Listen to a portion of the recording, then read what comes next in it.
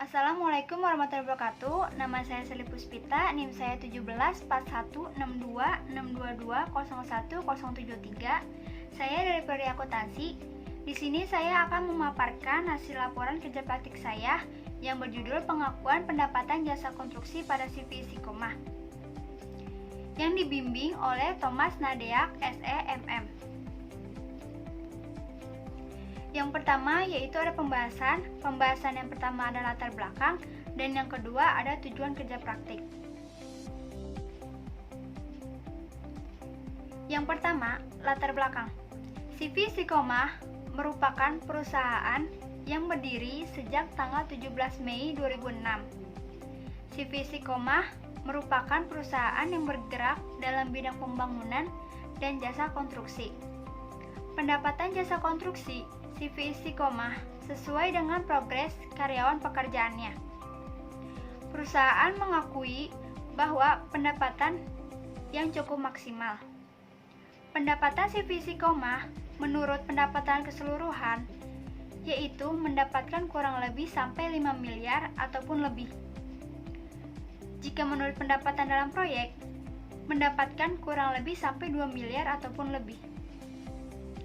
Jadi, sangat diperlukan juga untuk perusahaan agar perusahaan terus tetap berjalan dengan baik. CV Istiqomah berdiri dan telah mempunyai izin legal. Badan usaha ini didirikan oleh Bapak Saiful Riki, Bapak Dedi S. Abdul Qadir, dan Bapak Adriana Nurhadi. Didirikan dengan komitmen untuk berperan serta dalam proses pembangunan nasional yang sedang dilaksanakan oleh pemerintah, baik pemerintah pusat maupun daerah, dengan didukung oleh sumber daya manusia yang mumpuni di bidangnya masing-masing. Selain berperan dalam pembangunan nasional sebagai pelaksanaan jasa konstruksi, CV Istiqomah juga memberikan pelayanan perdagangan umum dan jasa yang tentunya berupaya memberikan hasil yang terbaik untuk para klien. Harga-harga yang ditawarkan tentunya sangat kompetitif dengan perusahaan-perusahaan yang khususnya di Kabupaten Karawang. Adapun perdagangan umum yang kami lakukan diantaranya perdagangan pakaian, perdagangan alat tulis kantor, percetakan, juga jasa catering untuk event tertentu. CV Istiqomah bergerak di berbagai bidang seperti perdagangan umum, ekspor, import, lokal maupun internasional, baik atas tanggungan sendiri maupun dari pihak lain. Lalu, CV Istiqomah menjalankan usaha kontraktor yang meliputi pekerjaan, perencanaan, pengawasan, dan pemeliharaan dan melaksanakan pembangunan seperti membangun gedung-gedung, jembatan, jalan, drainase, dan konstruksi lainnya. Badan usaha ini juga bergerak di bidang distribusi dan lain-lain. Namun CV Istiqomah lebih berfokus kepada bidang jasa konstruksi sebagai usaha pokoknya. Lalu ada tujuan kerja praktik. Yang pertama, ada untuk mengetahui ruang lingkup pekerjaan pada CV Istiqomah. Yang kedua, untuk mengetahui pendapatan pada CV Istiqomah. Yang ketiga, untuk mengetahui pendapatan pada CV Istiqomah dari segi efisiensi dan efektivitas.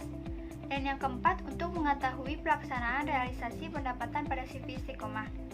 Lalu ada tinjauan pusaka yang meliputi definisi pengakuan pendapatan jasa konstruksi.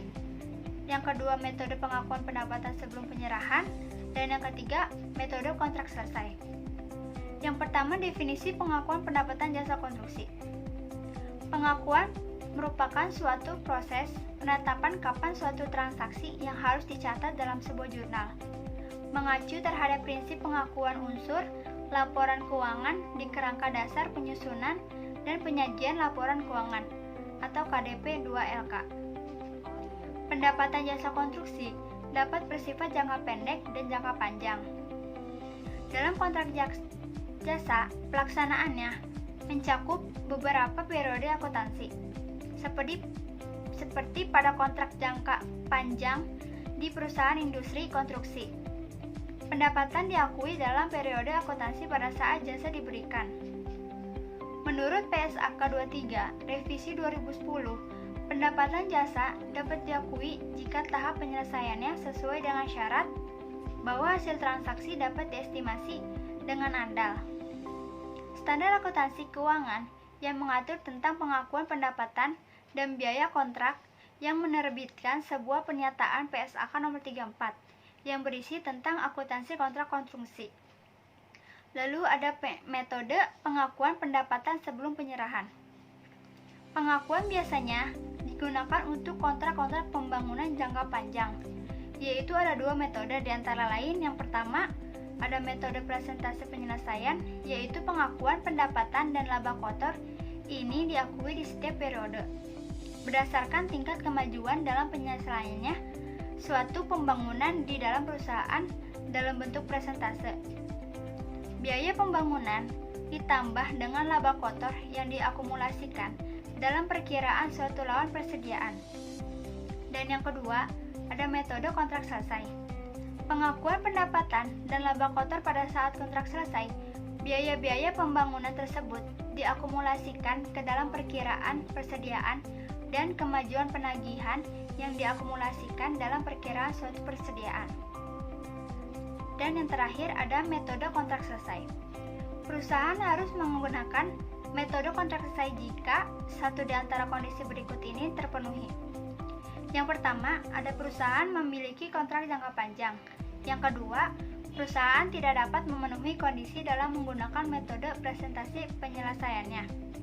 Dan yang ketiga, adanya inherent hazard dalam kontrak di luar kondisi normal yang dapat menimbulkan resiko di dalam bisnis. Perusahaan mengakui pendapatan pada saat penjualan, yaitu ketika kontrak telah diselesaikan. Dengan metode ini, perusahaan mengakumulasikan biaya kontrak jangka dalam proses, namun tidak perlu melakukan pengakuan periodik dalam pendapatan dan biaya. Di sini ada pendapatan proyek CVC, 2009 Dinas PUPR di Desa Pinayungan. Penjelasannya dalam tabel di atas adalah data pendapatan proyek pembangunan infrastruktur, wilayah pekerjaan umum, dan penataan ruang normalisasi, saluran pembuangan Jalan Lingkar Pinayungan, Curug Desa Pinayungan, Kecamatan Teluk Jambe Timur. Yang pertama, nilai kontrak sebelum PPN, yaitu adalah nilai harga borongannya, dan nilai kontrak sebelum PPN tersebut adalah sudah termasuk PPH. Dan yang kedua, nilai kontrak ini adalah nilai yang sudah ditambah dengan PPN dan akan tercantum dengan perjanjian pekerjaan. Dan yang ketiga, dalam pembayaran termin itu dilakukan sebanyak 2 kali, yaitu 95% dan 5%. 95% yang ditagihkan pada saat pekerjaan di lapangan tersebut sudah 100%. Lalu untuk 5% untuk ditagihkan jika sudah melewati masa pemeliharaan, yaitu selama 6 bulan atau 180 hari. Lalu kita bisa menagihkannya. Dan yang keempat, nilai pembayaran sama dengan nilai kontrak dikali presentasi penagihan. Dan yang kelima, potongan tersebut hanya potongan pajak saja. Dan yang keenam, dana yang diterima oleh perusahaan. Lalu ada hambatan dan saran. Hambatan di dalam CV istiqomah ini, pendapatan yang timbul pada CV istiqomah adalah diakibatkan oleh piutang yang sering terjadi macet, disebabkan karena ketidaksesuaian dalam spek dalam hasil pekerjaan pada saat pemeriksaan dan kelengkapan data dari hasil pekerjaan tersebut jadi belum lengkap dan belum sesuai dengan prosedur. Untuk sarannya, dalam rangka mempertahankan kinerja dan potensi yang telah diraih oleh CV istiqomah, maka perlu dilakukan evaluasi dan perbaikan yang sifatnya meningkatkan citra positif di dalam perusahaan. Yang pertama, CV istiqomah membuka peluang lebih banyak untuk para mahasiswa yang ingin melakukan kerja praktik dan untuk meningkatkan mutu sumber daya manusia bagi mahasiswa yang melaksanakan magang.